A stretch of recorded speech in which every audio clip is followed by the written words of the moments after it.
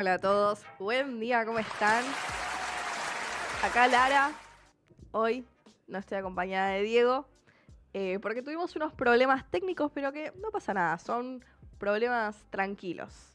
Está todo a salvo, así que paso a saludar a Diego, que hoy está operando,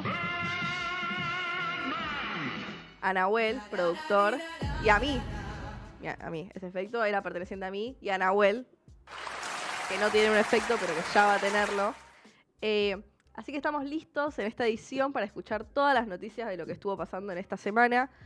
Ahora mismo tenemos en línea a Horacio Avila, que es integrante perteneciente a una organización llamada Proyecto 7, organizada por gente en situación de calle. Hola Horacio, ¿me escuchás? Buen día. Sí, te escucho medio cortado. Ok, ahí me escuchás un poco mejor. Sí. Buenísima. Bueno, mi nombre es Lara.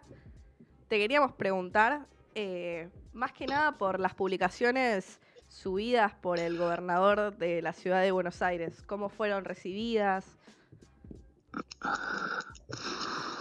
No, con total repudio, no solo por eso, sino por un montón de situaciones que se vienen dando, pero obviamente es absolutamente repudiable una campaña donde muestra fotos donde hay un antes de una persona durmiendo eh, y un después donde esa persona literalmente está desaparecida, ¿no?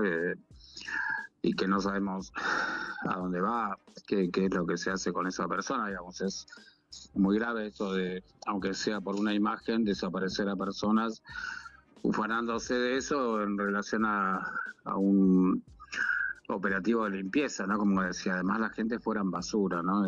No, cuando hablamos de limpieza se habla de algo que está sucio, algo que tiene basura y bueno, la verdad que todo eso es repudiable y es más allá de que estamos acostumbrados a los dichos de Jorge Macri en contra de la población en situación de calle, pero la verdad que es repudiable y hay que y grave también, ¿no? Las dos cosas. Nos parece que es algo que no se puede permitir.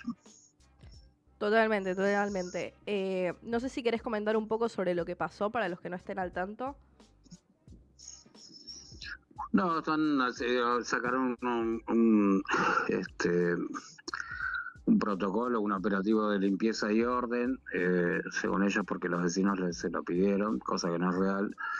Pero bueno, en este operativo de limpieza, vuelvo a insistir, vos limpiás lo que está sucio, la basura, las cosas que están relacionadas con la limpieza. eh, pero bueno, lo que hizo fue subir fotos de distintos operativos donde, insisto, hay una foto de un antes con una persona durmiendo en un banco, en un umbral o en lugares parecidos y un después donde esa persona ya no está más. O sea, lo que está haciendo es limpieza de gente, de personas, de seres humanos, ¿no? Además de hacerlo desaparecer, porque nadie sabe después dónde van esas personas. Entonces, la verdad que es terrible, es gravísimo y es muy lamentable que un jefe de gobierno, además de hacerlo, lo postee y se ufane de semejante barbaridad. Totalmente. Bueno, queríamos preguntarte un poco sobre sobre la situación de las personas en situación de calle en Cava, cómo se manejan. No, la verdad que no, es muy grave porque cada vez hay más personas por toda la situación económica que venimos arrastrando, más las que nos está tocando vivir en estos primeros 4 meses de gestión, de esta gestión tan nefasta. Y, y la verdad que se agrava día a día, cada vez hay más gente, cada vez más gente que no puede pagar su alquiler o que va quedando en la calle, familias enteras, una población enorme que todos los días cualquiera que transita la ciudad de Buenos Aires lo puede ver, es muchísima la gente que hay y lejos de que esto se vaya a resolver, va aumentando porque claramente la situación económica va empeorando cada vez más, los alquileres son más altos, los servicios cuestan cada vez más, comer hoy es una cosa casi imposible, cuesta muchísimo dinero comer, entonces todo esto hace claramente que se agrave la situación y que cada vez haya más gente. Buenísimo. También preguntarte sobre Proyecto 7, sobre esta organización que tienen, cuáles son los objetivos. Nosotros tenemos 20 años como organización, nacimos en la calle cuando la mayoría de nosotros dormía ahí, en la zona de Congreso y nada, bueno, hoy tenemos 4 centros de integración donde la gente ahí pasa 24 horas todos los días del año. Eh, Más allá de lo básico, que es las 4 comidas, el lugar donde dormir y duchas y demás, se hace todo un trabajo integral con capacitación laboral, con educación formal y no formal, talleres de oficios, eh, también se trabaja mucho con el consumo de sustancias. Perdón, tenemos una panadería, una fábrica de alfajores, digamos que trabajamos con los compañeros para que ellos sean parte además del proyecto y vayan haciendo procesos evolutivos que les permita ir reinsertándose nuevamente y tener su vida independiente. ¿Y estos centros de integración dónde se encuentran? Los 4 están en Cava, en la ciudad de Buenos Aires. Buenísimo. Quería preguntarte también sobre redes sociales, sobre que si hay alguna forma de contactar a esta organización. Sí, perdón, tuve un ataque de tos. No pasa nada. Hay una página que es www.proyecto7, 7 con número, .org.ar, y ahí pueden encontrar toda la información de dónde están los centros, teléfonos, distintas cosas que venimos haciendo a lo largo de 20 años y toda la posibilidad de contactarse, acercarse o informarse de quiénes somos y qué hacemos. Buenísimo. Bueno, muchas gracias. Te despedimos. Gracias a ustedes. Y te agradecemos por tu tiempo. No, por favor, que sigan bien. Hasta luego. Hasta luego. Bueno, ahí tenemos a Horacio Avila de Proyecto 7, hablando un poco sobre lo que está viviendo la gente en situación de calle en la ciudad autónoma de Buenos Aires. Y ahora vamos a pegar un salto para hablar con Juan Pablo Pucciarelli, que ya es usual en este programa, que nos va a estar contando un poco sobre noticias internacionales. Hoy no lo tenemos en el estudio, lo tenemos vía Zoom, pero bueno, es bien recibido igualmente. Hola Juan, ¿cómo estás? Hola Lara, ¿cómo estás? Saludos para la audiencia, para el equipo. ¿Me escuchan bien ahí? Sí, perfecto. Buenísimo. Bueno, vamos a estar hablando hoy de la situación política en Venezuela de cara a las elecciones presidenciales cruciales que tendremos, el próximo 28 de julio, que pueden marcar el fin del gobierno de Nicolás Maduro. Comencemos por la noticia de esta semana en torno al tema. Se presentó ante la ciudadanía de Venezuela el principal candidato de la oposición, el candidato de la Plataforma de Unidad Democrática. Se trata de Edmundo González Urrutia, desconocido para la mayoría de la población venezolana y también para el mundo en general. González Urrutia va a enfrentar a Maduro, como digo, en las elecciones del próximo 28 de julio. Publicó este miércoles un video en el cual comunicó su candidatura y después brindó una entrevista al periodista César Miguel Rondón. Si les parece, lo escuchamos en el audio número 1, a ver qué decía en su video de lanzamiento el candidato de la oposición venezolana, Edmundo González Urrutia.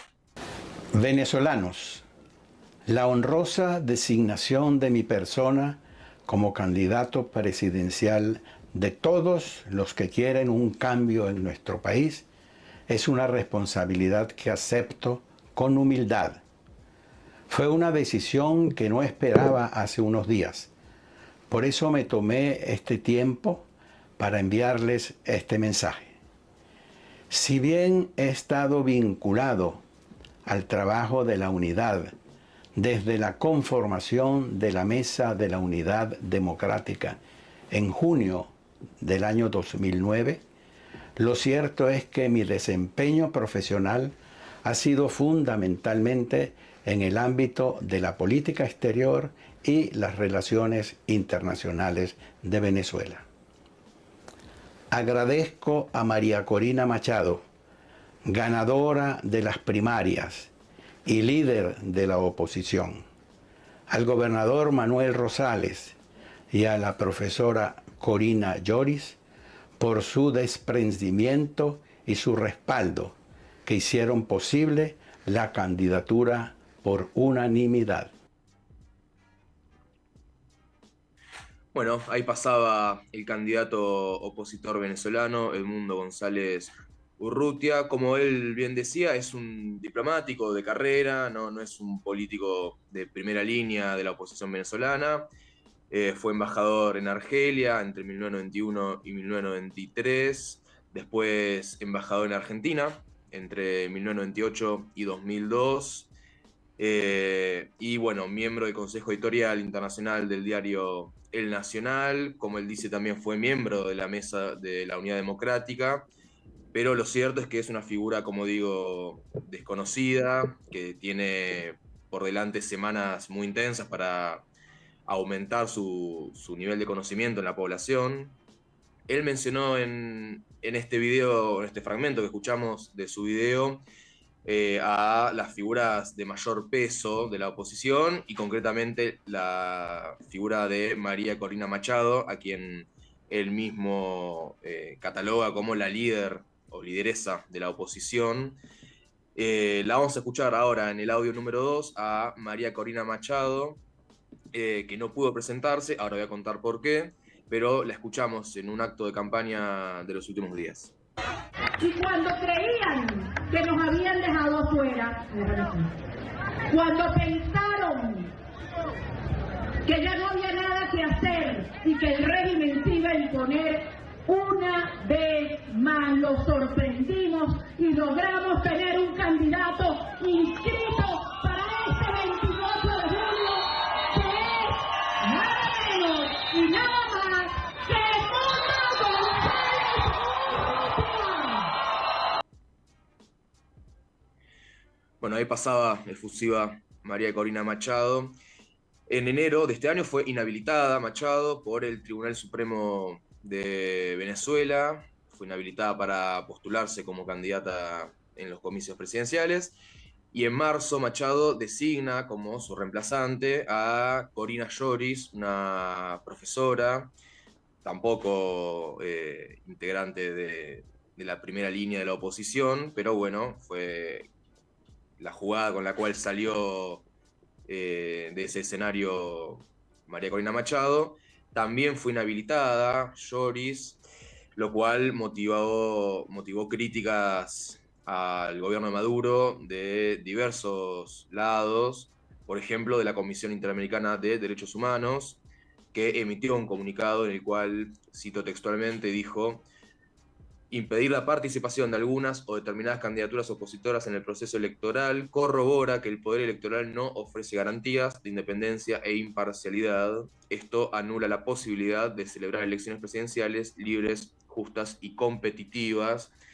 Y también otro que se expresó crítico de Maduro y del gobierno venezolano por esta segunda inhabilitación, la de Corina Lloris, que era candidata de María Corina Machado, fue nada menos que el presidente de Brasil, Luis Ignacio Lula da Silva. Concretamente calificó de grave la inhabilitación de Lloris.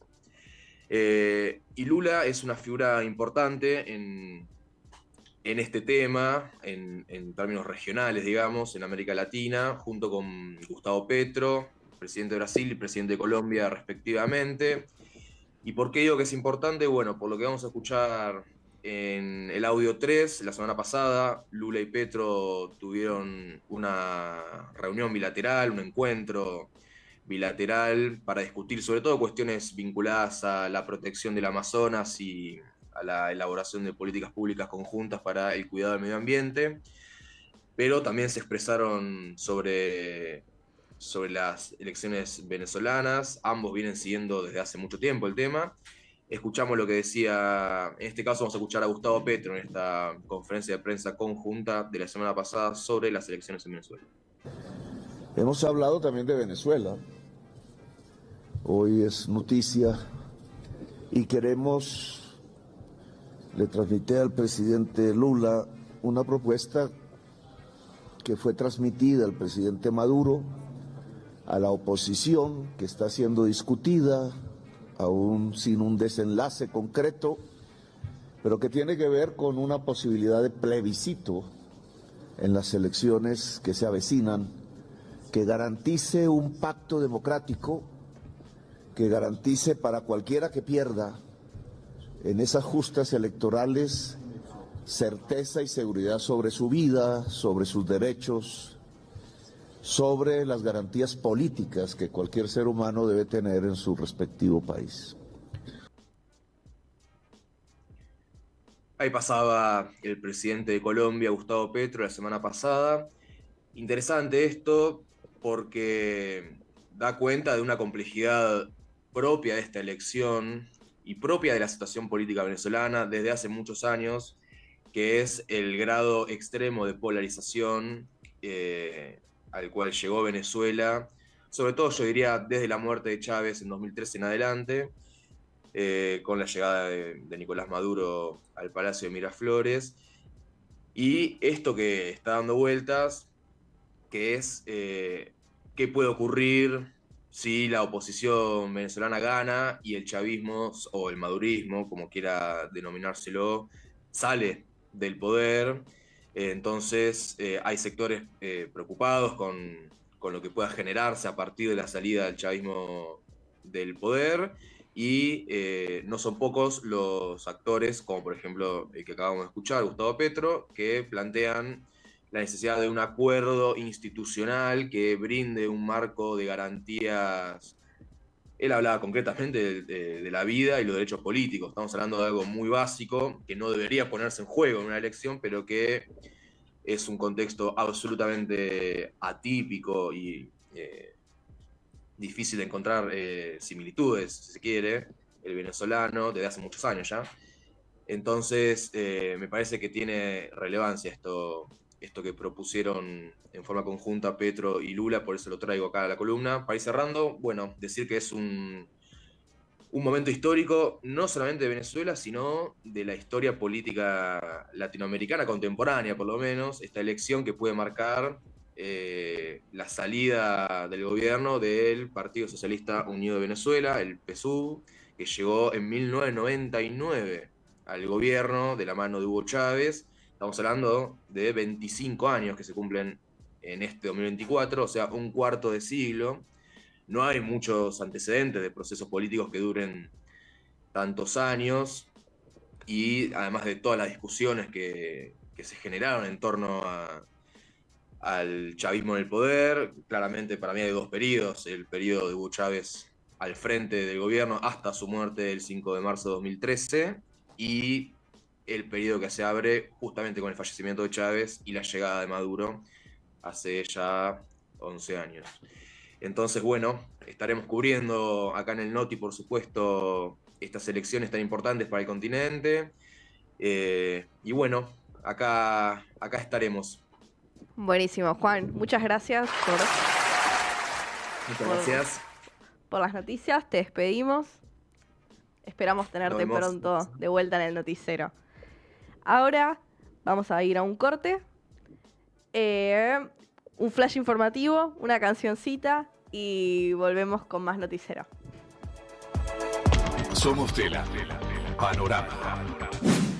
El gobierno dio marcha atrás con la privatización del Banco Nación. El oficialismo y la oposición amigable llegaron a un acuerdo en diputados para tratar la nueva versión de la ley ómnibus en comisiones. Sin embargo, el Ejecutivo se vio obligado a desestimar la privatización de la entidad monetaria y la eliminó del listado de empresas estatales que quieran rematar. Además, volvieron a poner en el texto los impuestos al tabaco.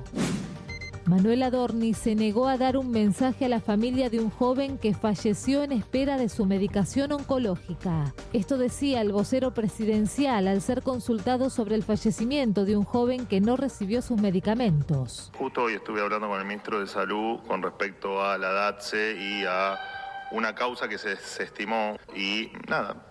Efectivamente hablamos de eso con el ministro y la descripción de lo que ocurría en la DATSE, de los expedientes atrasados que había en la DATSE y de que no se había dejado a nadie sin medicamentos, ya lo había contado, no lo voy a repetir porque ya lo dije y me parece que es recaer sobre lo mismo ante un tema de la DATSE que ya no solo a vos, sino a otros periodistas también lo he explicado. Te reitero si tenés algún mensaje para la familia esta del pibe que falleció. Sí, no tengo ningún mensaje para la familia. Por otro lado, Adorni fue consultado una vez más sobre la cantidad de perros que tiene el presidente. Te quería consultar sobre los perros del presidente. El otro día contaste públicamente que pudiste conocerlos. No quedó muy claro todavía si son 4, si son 5. La verdad es que haya 4 o 5 perros ya no es un problema del presidente, sino de todos los argentinos, porque si el presidente tiene 4 perros y ve 5, estamos hablando de una persona que ve algo que no se condice con la realidad. Por eso nos interesa el número de los perros. Gracias. ¿Cómo decírtelo? Me parece una falta de respeto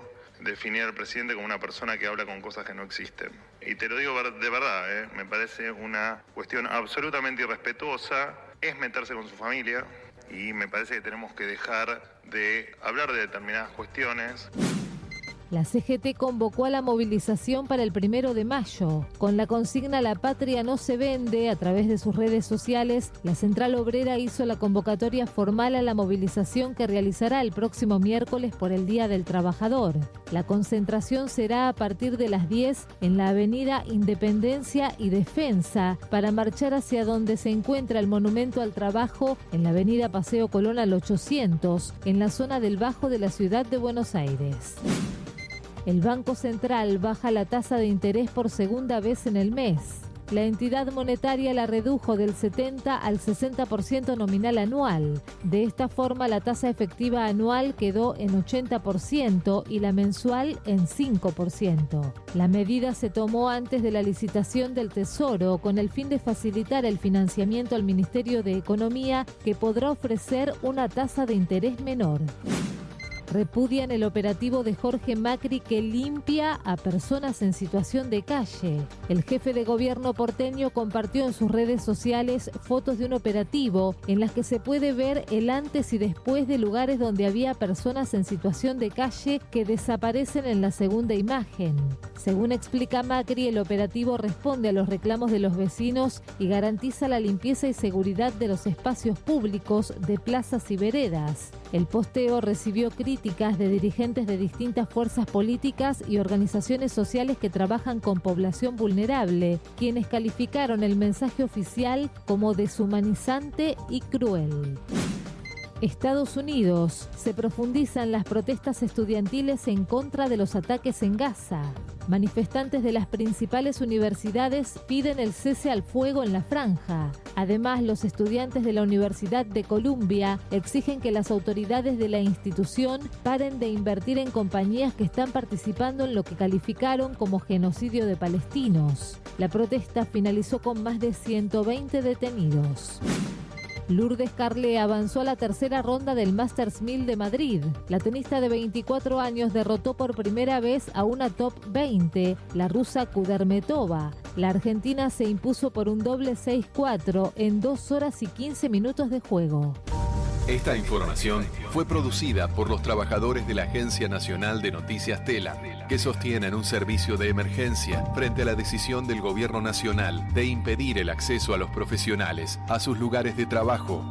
Más información en somostelam.com.ar.